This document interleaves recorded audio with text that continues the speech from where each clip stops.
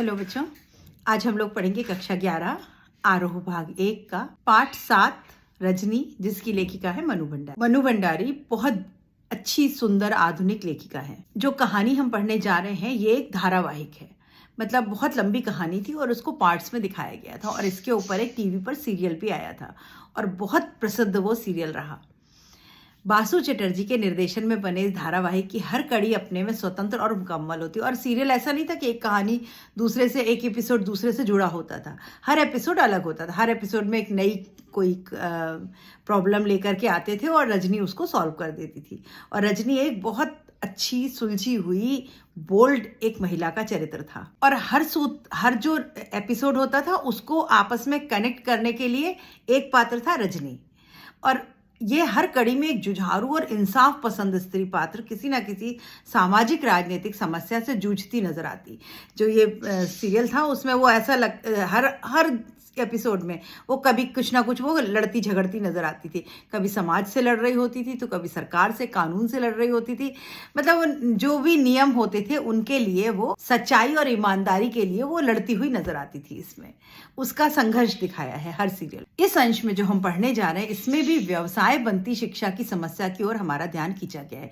जो हम पढ़ने जा रहे हैं इसमें जो हमारी आजकल एजुकेशन सिस्टम है वो आजकल एजुकेशन पढ़ाई के लिए नहीं है, ये केवल एक बिजनेस बन गया है। एजुकेशन को बिजनेस कैसे बनाया गया, कैसे बड़े बड़े स्कूल हो गए, इंग्लिश मीडियम स्कूल खुल गए, मोटी मोटी फीसें लेने लग गए, पढ़ाई के अलावा बाकी सब होता है वहाँ पर। तो ऐसी पढ़ाई के अगेंस्ट रजनी इसमें लड़ती है और किसी को न्याय दिलाती है, किसी बच्चे को, उसके ऊपर ये ध्यान खींचता हुआ ये अंश हम पढ़ने जा रहे हैं।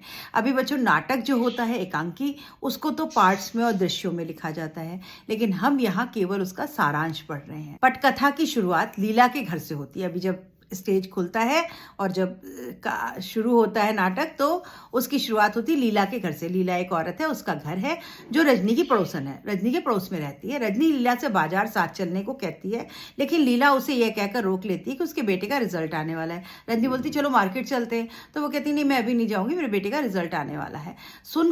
रजनी यह सुनकर बहुत खुश होती है। अब रजनी को लगता है अच्छा रिजल्ट आ रहा है, वो भी बड़ी खुश हो जाती है क्योंकि उसे पूरा विश्वास है कि परीक्षा में अमित के अच्छे अंक आएंगे। अमित लीला का बेटा, तो उसको पता था कि अमित पढ़ने में अच्छा है तो उसके अंक अच्छे आएंगे। लेकिन जब अमित घर आता है तो सबको पता चलता है कि अमित को गणित में सिर्फ 72 अंक मिले। जब वो घर आया तो मैथ्स में उसको केवल 72 अंक मिले।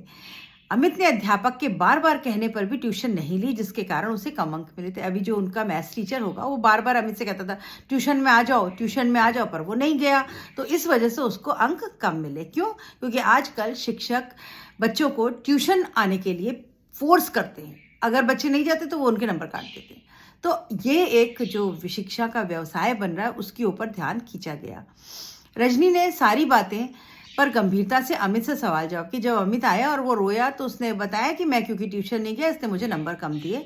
तो उसने सब बातें पूछी उससे और फिर रजनी ने इस बात की शिकायत स्कूल के हेडमास्टर से करी। अब रजनी जो है वो पहुंच गई, जबकि वो माँ नहीं है, पड़ोसन है, लेकिन वो स्कूल पहुंच गए, हेडमास्टर से बात करी। लेकिन उन्होंने इस मामले में को गंभीरता से नहीं लिया, लेकिन हेडमास्टर ने कोई ध्यान व्यान नहीं दिया उनकी बात पर और इसमें स्कूल की कोई जिम्मेदारी ना बताकर इसे अध्यापक और छात्र के बीच के आपसी मामला कहकर डाल दिया। बोले देखिए इसमें स्कूल का क्या मतलब है, अध्यापक ने बुलाया और बच्चा स्कूल अध्यापक के पास नहीं गया, तो ये अध्यापक और बच्चे के बीच का मामला है, हम स्कूल वाले क्या कर सकते हैं। ये कहकर उन्होंने बात को टाल दिया। रजनी के पति को यह बात पता चली तो वह रजनी को इस मामले में ना पढ़ने की सलाह देता है। जब उसके पति को पता चला रजनी के, तो उसने कहा तुम क्यों बीच में पड़ जाती हो जा करके, कोई जरूरत नहीं इस मामले में घुसने की। लेकिन रजनी ने किसी की नहीं सुनी। रजनी से तो चैन आता ही नहीं था। रजनी ने इस बात की शिकायत स्कूल के शिक्षा निदेशक से की। शिक्षा निदेशक जो एजुकेशन का सीनियर ऑफिसर होते हैं, निदेशक के पास वो पहुंच गई और वहां जाकर के उसने शिकायत करी। वहां भी उसकी बात कोई नहीं सुनता, कोई भी उसकी बात नहीं सुन रहा था। शिक्षा निदेशक ने रजनी से इस बात की शिकायत स्कूल के हेडमास्टर से करने की सलाह दी। अब निदेशक में आप स्कूल हेडमास्टर के पास जाइए, तो उसने बोला मैं तो गई थी उनके पास, उन्होंने तो कुछ नहीं किया। इस प्रकार उन्होंने भी इसके विरुद्ध कोई कार्रवाई नहीं की। मतलब शिक्षा निदेशक जैसे जिनके हाथ में शिक्षा की पूरी डोर होती है, उन्होंने भी मना कर दिया, उन्होंने भी कुछ नहीं किया। आखिरकार रजनी इस समस्या को लेकर अखबार के संपादक से मिली। अब रजनी को लगा कि इसको तो बड़े स्केल पर लेकर जाना पड़ेगा।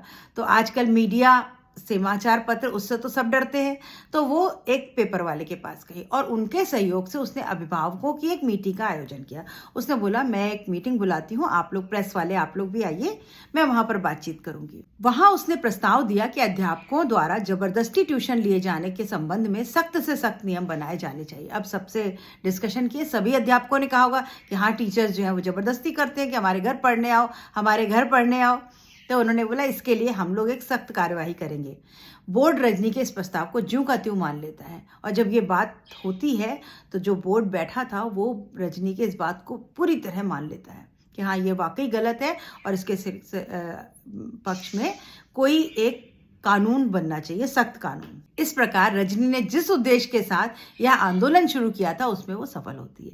मतलब अखबार की एक कोई मीटिंग बुलाई, पेरेंट्स बुला लिए, पेपर वाले बुला लिए और ये छप गया मामला। जब मामला छपा तो बोर्ड जो है वो जो जैसे CBSE board, ICSE board, UP board जो बोर्ड होता है उस तक खबर पहुंची। तो उनको जब भी पता चला कि ये मामला तो इतना बड़ा हो गया और हेडमास्टर और स्कूल कुछ नहीं कर रहे, तो उन्होंने एक सख्त फैसला लिया कि ऐसा ही एक सख्त कानून बनेगा और रजनी जो थी वो अपनी कार्यवाही में सफल होती है। तो ये है बच्चों छोटी सी कहानी। अभी इसमें कुछ पात्र हैं जो आपको नाम याद रखने पड़ेंगे और कुछ घटनाएं भी हैं जो सिलसिलेवार, उनका भी ध्यान रखना पड़ेगा। तो प्रश्न उत्तर करते समय हम उन घटनाओं के बारे में भी देखेंगे। तो यहाँ पर इसका सारांश समाप्त होता है। सारांश कुछ खास ऐसा नहीं है। शिक्षा का जो आजकल व्यवसायीकरण कर दिया गया है, पैसे भुनाने की चीज़ हो गई, उसके ऊपर ध्यान खींचता हुआ ये एक नाटक है।